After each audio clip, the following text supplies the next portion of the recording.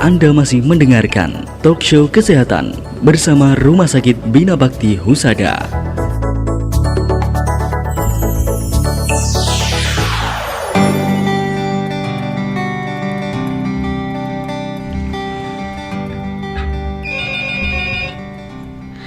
Kerabat Nur FM kembali bersama Talk Show Kesehatan bersama Rumah Sakit Bina Bakti Husada, dan di sini masih ada Ica dan Dr. Mita, tim kesehatan dari Rumah Sakit Bina Bakti Husada, tepatnya spesialis dokter gigi ya dok ya. Dokter gigi umum. Dokter gigi umum, oke. Ini bagaimana? Apakah bisa diangkat untuk telepon interaktifnya? Oke, kita angkat penelpon dulu. Selamat pagi, assalamualaikum. Waalaikumsalam. Waalaikumsalam. Dengan siapa di mana? Mohon maaf. Nana, Mbak di Lasem. Mbak Nana di Lasem. Oke, Mbak Nana di Lasem, ada pertanyaan untuk Mau tanya disampaikan? sama dokter, untuk pasang behel itu umur berapa ya dok? Untuk masang behel itu usia berapa? Minimalnya. Oke. Ada pertanyaan berikutnya Mbak Nana supaya bisa Kalau- langsung jawab. Oke. Kalau usia maksimal pasang behel itu juga usia berapa? Terima Oke, kasih. usia minimal dan usia maksimal untuk bisa memasang behel yang aman gitu ya. Oke, Mbak Nana, terima kasih. Mbak Nana ya. Mbak Nana, terima kasih untuk pertanyaannya Mbak Nana di Lasem. Langsung Dokter Mita bisa menjawabnya sebelum kita lanjut ke materi berikutnya. Oke. Kayaknya Mbak Nana mau pasang behel ya. Jadi kalau pasang behel itu Iya. di kedokteran gigi itu sesuai indikasi gitu.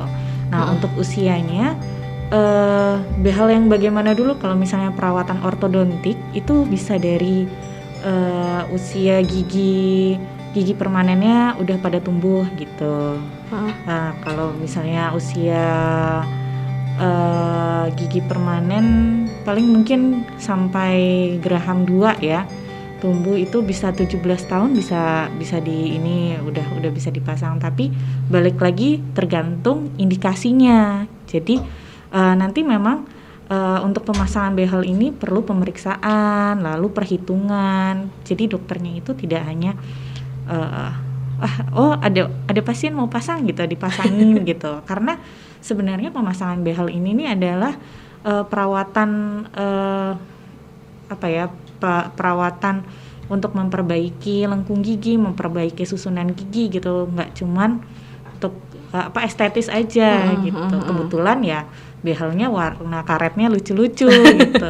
Jadi kalau senyum wah ada warna-warninya, itu kebetulan seperti itu. Tapi intinya pemasangan behel itu sesuai indikasi dan nanti harus dengan pemeriksaan dari dokter gigi. Gitu. Berarti nggak asal gitu, maksudnya ada yang mau kemudian tinggal pasang gitu ya dok ya. Kalau yang secara prosedur di kedokteran memang seperti itu ya dok ya. Iya. Harus harus diperiksa terlebih dahulu gitu. Nggak bisa Biasanya sih langsung pasang. Biasanya untuk misalnya merawat gigi permanen itu menunggu semua gigi permanen tumbuh gitu. Untuk anak kecil juga ada gitu. Tapi nanti itu tergantung perhitungan dokternya. Apakah gitu. dia hanya merawat gigi depan, misalnya cukup ini langsung bisa dipasang gitu, atau nanti tunggu gigi yang ini tumbuh dulu gitu. Oke. Nah untuk pemasangan behel itu kan juga lama waktunya, itu juga sudah diperkirakan ya dok ya. Udah ada perhitungannya. Misalnya Mbak Ica sama saya mau pasang behel, yang Mbak Ica bisa 2 bulan gitu, saya 2 tahun gitu. Tergantung permasalahan gigi yang dimiliki masing-masing kan beda. Iya. Gitu. Oke. Seperti itu. Oke. Nah teman saya itu ada dok, dia itu pakai behel udah 5 tahun, tapi sebenarnya waktu saya tanya kalau menurut dokternya itu ini behel harusnya dilepasnya kapan? Udah 2 tahun yang lalu katanya gitu. Tapi karena dia mungkin sayang dan sudah terbiasa pakai behel, dipertahankan terus itu behel. Nah resiko untuk mempertahankan behel padahal menurut anjuran dokter kan emang harusnya sudah dilepas gitu. Perawatannya udah selesai ya. Nah kalau misalnya kelamaan itu ya kan besi besi stainless, apa ya, bracketnya yang di dalam mulut itu kan juga ada masa kadaluarsanya ya, maksudnya dia ada masa pakainya.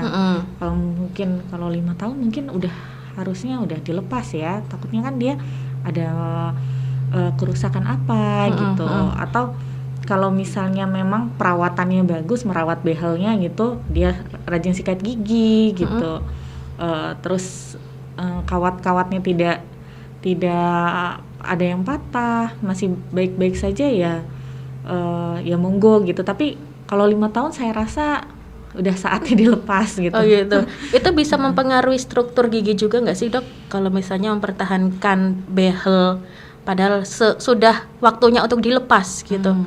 Nah, kalau misalnya dia sudah waktunya dilepas tapi masih ingin mempertahankan, itu syaratnya harus tetap kontrol ke dokter gigi. Harus tetap kontrol gitu. Nah, mungkin nanti biasanya kalau misalnya dalam masa perawatan itu 2 minggu sekali atau sebulan sekali gitu, saat perawatannya sudah selesai tapi dia masih pengen pakai behel, mungkin bisa 2 bulan sekali gitu. Jadi untuk melihat gitu, ini behelnya masih bagus nggak, masih layak nggak untuk dipakai di dalam mulut, atau ini behelnya menyebabkan giginya bergeser lagi tidak gitu. Jadi sebenarnya ya itu harus masih harus rajin kontrol gitu, walaupun perawatannya sudah selesai. Oh gitu. Jadi tetap harus kontrol ke dokter ya untuk menjaga behel ini agar nggak merugikan gitu. Iya. Merubah posisi struktur gigi atau dan lain sebagainya, emang harus kontrol itu Kerabat Nur FM. Tadi Mbak Nana di Lasem, semoga jawaban dari Dokter Mita sudah sesuai atau sudah menjawab semua pertanyaan Mbak Nana yang ada di Lasem. Dan untuk Kerabat Nur FM yang lainnya, silahkan yang mau ingin bertanya melalui WhatsApp juga boleh di 0857 133 92885 atau melalui sambungan telepon seperti Mbak Nana tadi di 0295 6998 227. Oke. Dokter Mita, Ica masih mau menanyakan soal kawat gigi atau behel ini. Nah, di tengah kondisi puasa seperti ini, ada gak sih perawatan khusus yang harus dilakukan oleh pengguna kawat gigi agar kondisi giginya itu tetap sehat selama dia menjalankan puasa dan aroma mulutnya itu tidak bermasalah gitu? Nah, kalau misalnya untuk perawatan behelnya seperti biasa, sikat gigi, lalu sikat giginya itu pakai sikat yang khusus ya, sikat khusus biar dia bisa membersihkan sampai sela-sela kawatnya gitu. Lalu kalau misalnya perlu mau pakai obat kumur mouthwash boleh, silakan, tapi saya sarankan yang tidak mengandung alkohol. Itu karena alkohol itu menyebabkan mulut kering. Nah, karena puasa mulutnya udah kering, terus ditambah lagi obat kumur yang membuat mulut kering, jadi nambah kering. Benar. Lalu jadi bisa menyebabkan bau mulut. Nah, lalu selain sikat gigi, lalu pakai obat kumur juga ya, yang tadi itu saya bilang jaga asupan air putihnya.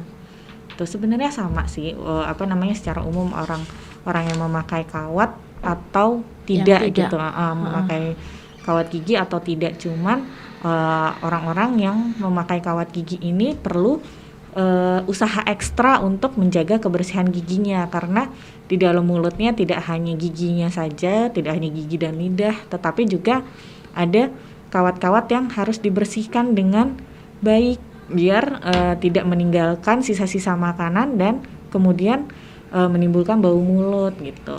Nah, untuk tips juga sekedar kalau misalnya mau sikat gigi biar tidak bau mulut gitu, sisa-sisa makanan di gigi bersih, juga jangan lupa menyikat lidah gitu, karena di lidah juga bisa tertinggal sisa-sisa makanan walaupun sedikit gitu kan, karena lidah kan tidak licin gitu loh. Ada kayak sikat-sikat bulu-bulunya. Iya, itu sebutannya apa sih, Dok, kalau yang di lidah itu? Papila lidahnya untuk mengecap rasa ya. Nah, itu juga disikat. Mungkin kita habis makan yang berlemak gitu, yang bisa menempel di antara papila itu disikat juga. Oh gitu. Lalu ya jangan makan jengkol dulu, jangan makan petai gitu. Ditahan dulu itu ya. Nanti kalau misalnya nyangkut masuk ke sela-sela kawat gitu kan juga bisa menyebabkan bau mulut. Oke. Untuk penelpon berikutnya kita gini aja deh. Untuk telepon berikutnya kita tahan terlebih dahulu karena kita akan menuju ke jeda pariwara berikut ini. Nah, nanti yang telepon silahkan menghubungi kami kembali di 0295 6998 227. Kita ke jeda pariwara dan jangan kemana-mana, tetap di Talkshow Kesehatan bersama Rumah Sakit Bina Bakti Husada Rembang. Anda masih mendengarkan Talkshow Kesehatan bersama Rumah Sakit Bina Bakti Husada.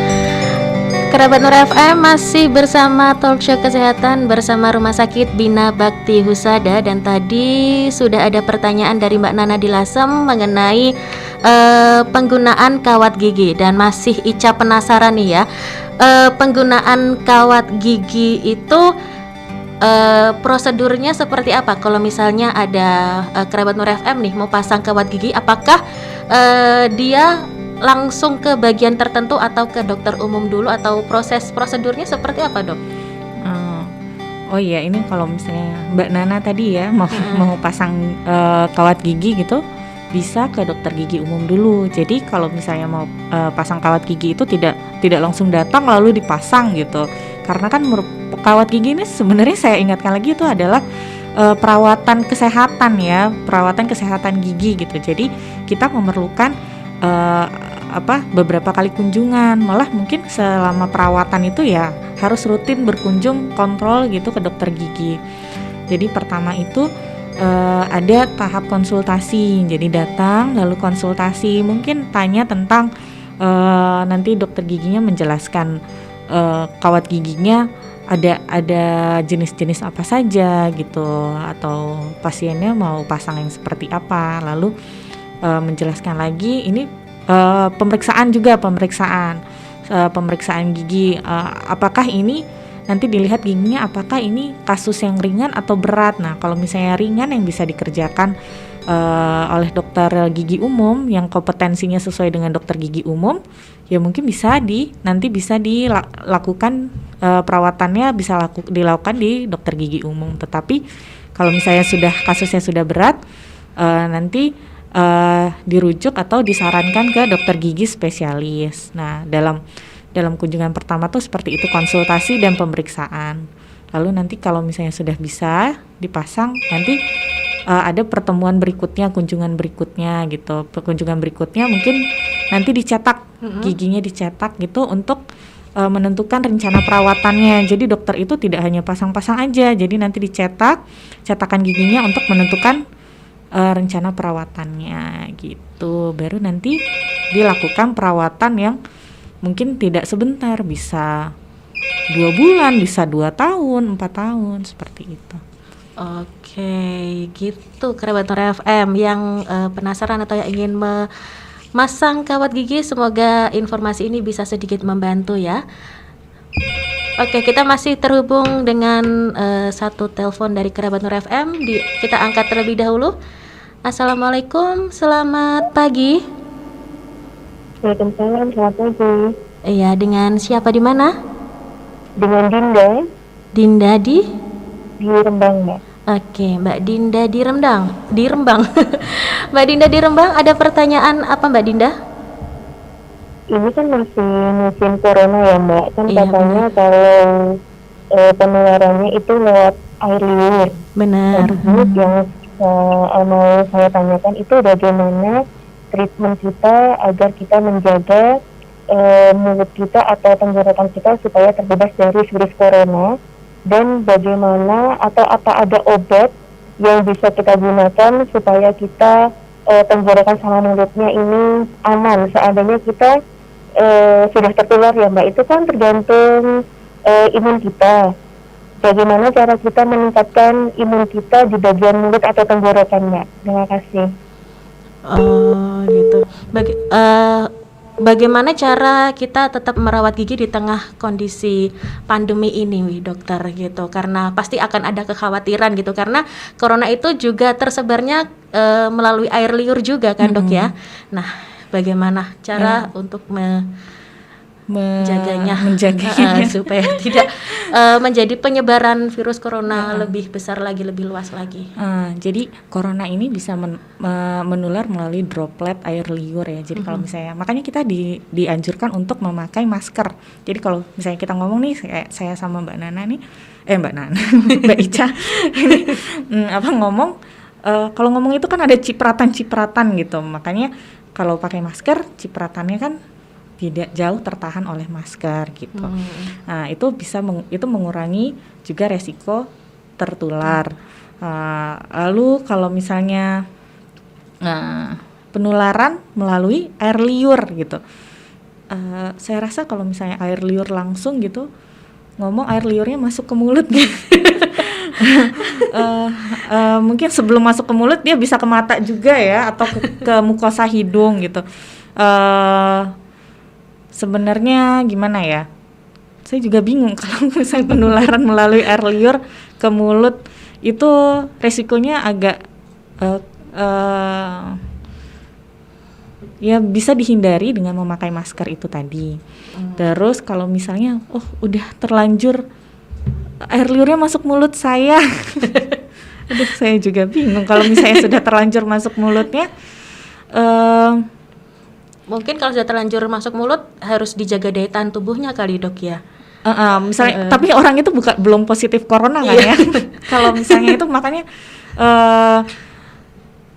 kalau misalnya sudah kemarin saya pergi jalan-jalan nih cari bukaan sama penjualnya nih nggak pakai masker, saya juga nggak pakai masker, saya takut tertular gitu ya. Salah satu caranya ya jaga daya tahan tubuh. Lalu setiap dari berpergian itu jangan lupa cuci tangan, cuci kaki, lalu ganti baju gitu, karena tidak hanya dari air liur saja, tapi mungkin air liur yang dari orang-orang itu bisa menempel di baju, di jilbab gitu. Jadi kalau misalnya habis dari luar itu bajunya diganti, langsung dicuci gitu, jangan digantung gitu. Lalu intinya gini, terapkan perilaku hidup sehat gitu, hidup bersih gitu. Habis kemana-mana cuci tangan, cuci kaki, ganti baju. Lalu nanti kalau misalnya mau keluar pakai masker. Sesuai himbauan pemerintah. Iya, sesuai himbauan ya, pemerintah. Lalu jaga kesehatan, makan makanan yang bergizi. Lalu kalau perlu minum vitamin gitu. Seperti itu saja sih. Kalau misalnya untuk menjaga kesehatan gigi dan mulut selama pandemi corona ini ya seperti biasa kita jalankan. Sebenarnya apa yang kita lakukan pada masa pandemi corona ini tidak hanya harus dilakukan pada saat pandemi, tapi juga nanti selanjutnya nanti diteruskan saat pandemi sudah berakhir gitu. Tetap menjaga kebersihan tangan, cuci tangan sebelum makan atau dan setelah makan, lalu menjaga kesehatan tubuh, olahraga. Lalu sama seperti gigi juga, menjaga kesehatan gigi, sikat gigi. Ada yang bilang gini, biar nggak kena corona pagi-pagi kumur-kumur air garam gitu atau minum air hangat, itu belum terbukti secara medis gitu, belum ada penelitiannya. Cuman mungkin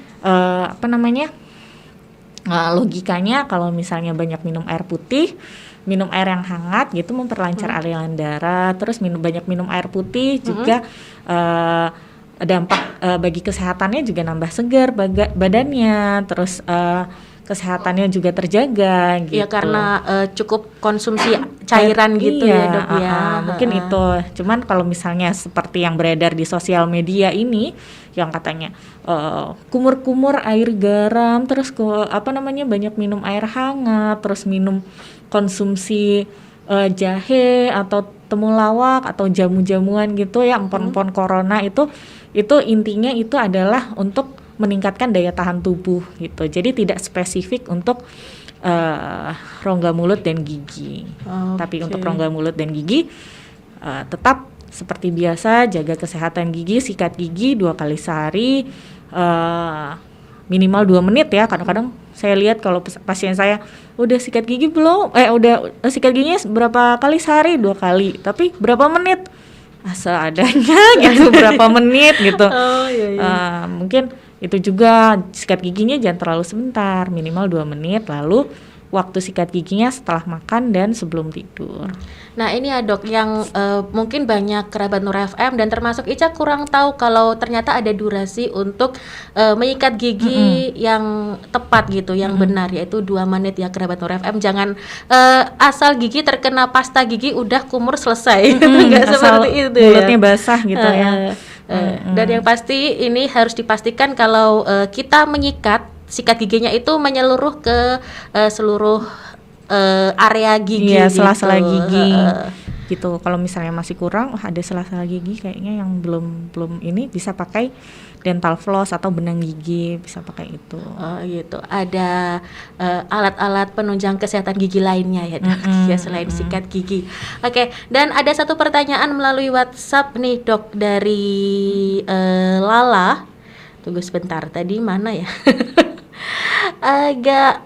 Dari Lala, katanya kemarin pas buka puasa gigi gerahamku patah. Apakah masih bisa dicabut? Saat ini Mbak Lala ini usianya 20 tahun, dokter. Nah, di masa pandemi COVID ini kan, corona ini itu perawatan gigi itu dibatasi. Jadi karena dokter gigi ini khususnya di rumah sakit ya, resiko tertularnya besar gitu. Dan kalau misalnya perawatan gigi itu yang memerlukan bur gigi atau scaling gitu, pembersihan karang gigi yang menimbulkan cipratan seperti itu, menimbulkan cipratan, menimbulkan aerosol, itu harus dibatasi.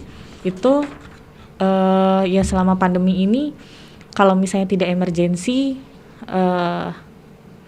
diminta ditunda dulu gitu. Kalau misalnya tidak sakit, giginya patah, kalau misalnya tidak ada keluhan lain gitu, tidak sakit atau tidak perlu sekali gitu untuk dicabut atau ditambal gitu, ya diminta ditahan dulu sampai pandemi selesai gitu. Kalau misalnya tidak bisa ditahan gitu, bisa ke dokter gigi, tapi nanti dengan catatan ada pemeriksaan dulu sebelum tindakan. Misalnya nanti biasanya saya ke dokter gigi nggak pernah diukur suhunya tuh gitu. Terus loh, kok banyak banget sih pertanyaan dokter gigi ini, kok saya biasanya nggak pernah ditanya-tanya seperti ini gitu. Nah mungkin untuk minta dipahami karena masih dalam masa pandemi COVID ini, jadi kita banyak pertanyaan nih untuk men-screening gitu. Untuk men-screening pasien-pasien kita, untuk menjaga keselamatan, selain keselamatan pasien juga keselamatan operatornya juga, dokter dan perawatnya gitu, biar kita bisa melindungi diri kita. Kalau misalnya tidak punya screening seperti itu gitu, tidak ditanya-tanya gitu, nanti ternyata pasiennya itu habis dari Jakarta atau habis kontak dengan yang positif corona gitu, ada berpotensi, kan sekarang ada OTG ya, iya, benar, orang tanpa gejala gitu, tapi dia punya virus corona, tiba-tiba ya dicabut aja gitu kan, dengan APD seadanya gitu, cuman pakai APD seperti biasa, itu ternyata dokternya kena, terus nanti berikutnya ada pasien lagi nih. Malah makin memperluas penyebaran ya dok. Iya, dari dokternya menularkan ke pasien yang lain atau ke perawat yang lain gitu. Jadi mungkin jika tindakan-tindakan gigi itu sekarang mungkin dibatasi, dan kalau misalnya memang harus sangat perlu gitu ke dokter gigi, tidak bisa ditunda, ya silakan ke dokter gigi, tapi nanti sesuai dengan prosedur dari ada rumah prosedur sakitnya. ada prosedur tambahan yang biasanya tidak ada gitu sekarang karena masa pandemi ini jadi Harus, banyak gitu. Jadi banyak. Dan ini juga bukan untuk kepentingan 1 orang 2 orang saja ya dok, tapi untuk semuanya, untuk orang secara luas gitu, agar penyebarannya itu tidak semakin parah. Dan jika melalui prosedur itu sebaiknya memang pasien ini mengatakan apa adanya ya dok, ya. Diminta Jangan ada yang kejujurannya. ditutup-tutupi. Karena di berita juga kan banyak ada satu rumah sakit gitu tertular karena ada pasien yang tidak jujur. Iya, itu kan sangat disayangkan ya dok ya. Iya. Saya Ica aja sebagai orang yang di luar tim kesehatan, maksudnya hanya membaca artikel, melihat berita itu miris gitu, tim kesehatan, tapi harus seperti itu karena pasien yang tidak jujur, begitu. Oke, ada satu pertanyaan lagi dari Mbak Selvi, tapi pertanyaan ini akan Ica keep dulu, akan Ica sampaikan pertanyaannya di sesi berikutnya, di sesi terakhir atau sesi penutup di talk show kesehatan. Jangan kemana-mana, tetap di 88,5 Radio Nur FM Rembang. Anda masih mendengarkan talk show kesehatan bersama Rumah Sakit Bina Bakti Husada.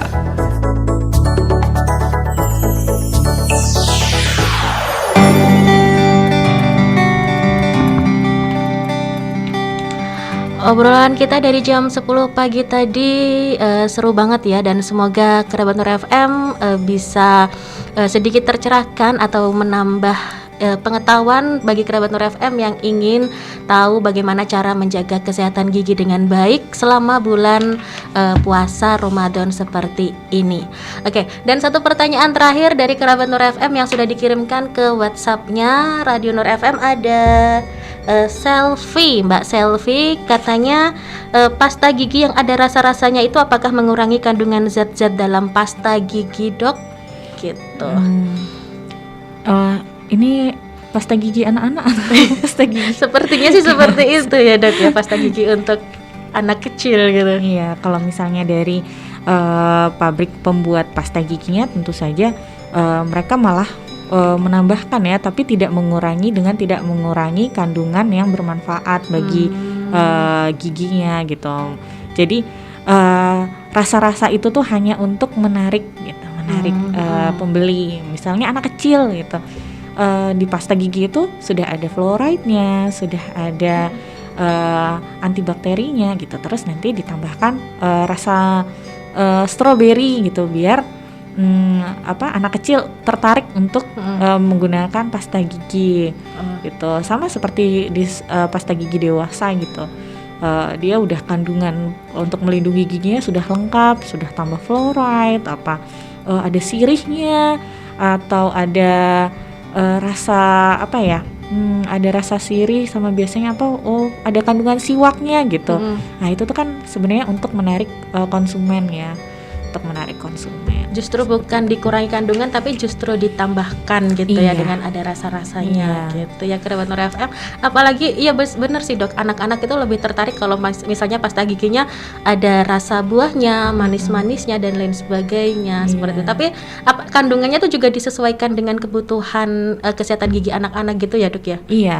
Nggak sekuat pasta gigi orang dewasa atau bagaimana? Iya, mungkin kalau misalnya pasta gigi dewasa ada kandungan minnya yang pedas gitu ya, di pasta gigi anak kecil nggak ada. Lalu fluoride-nya juga disesuaikan dengan dengan anak kecil.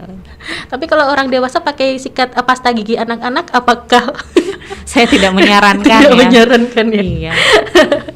Mungkin karena masih ingin merasakan pasta gigi berasa gitu, orang dewasa Rasa pisang, gitu, rasa strawberry dan lain sebagainya. Oke, ya gitu pertanyaan dari Mbak Selvi. Ini sepertinya Mbak Selvi adalah ibu rumah tangga dengan anak kecil, jadi hal itu juga diperhatikan juga. Nah, karena ini sudah di sesi yang terakhir, sesi keempat, mungkin Dokter Mita ada yang ingin disampaikan gitu sebagai penutup perjumpaan kita di hari ini. Iya, sesuai dengan tadi topiknya ya, kita menjaga kesehatan gigi dan mulut selama bulan Ramadan. Mungkin tadi banyak pertanyaan yang agak-agak di luar itu, tapi ya nggak apa-apa. Mungkin nanti bisa diundang lagi untuk ada topik yang lain, ada topik yang lain, atau nanti 2 jam 3 jam gitu ya. Untuk membahas topik-topik yang lain gitu.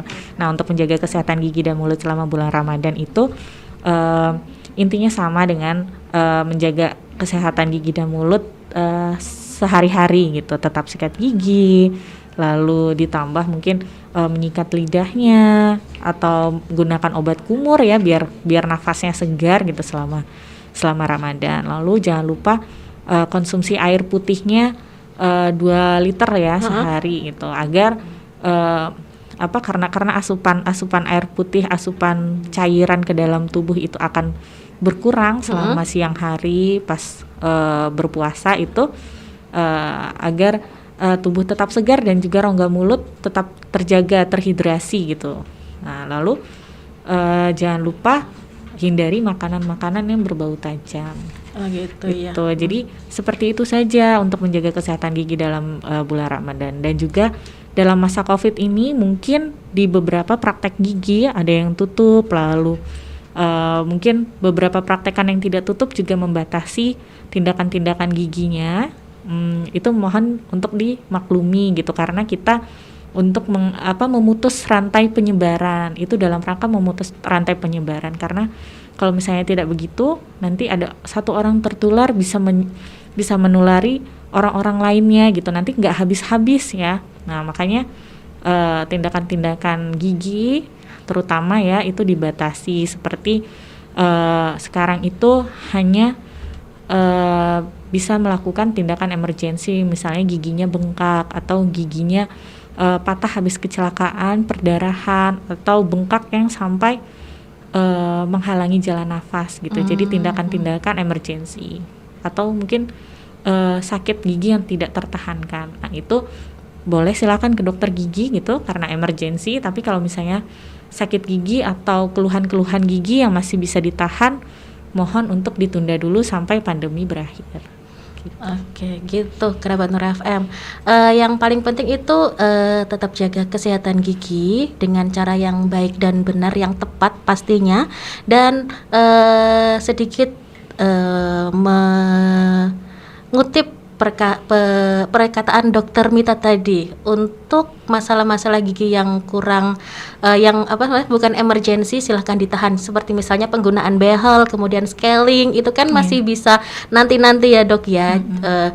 Lebih utamakan kesehatan Anda terlebih dahulu, kesehatan secara keseluruhan gitu. Kalau untuk urusan gigi dan lain sebagainya, scaling dan kawat gigi nanti bisa nunggu pandemi ini selesai terlebih dahulu.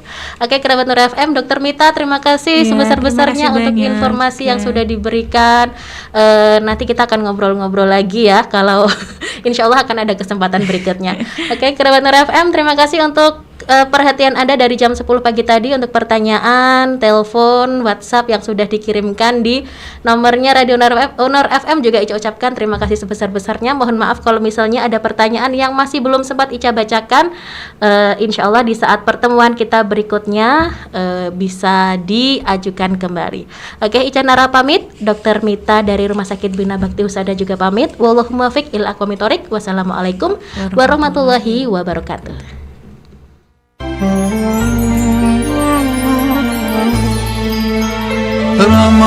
88,5 Radio Nur FM.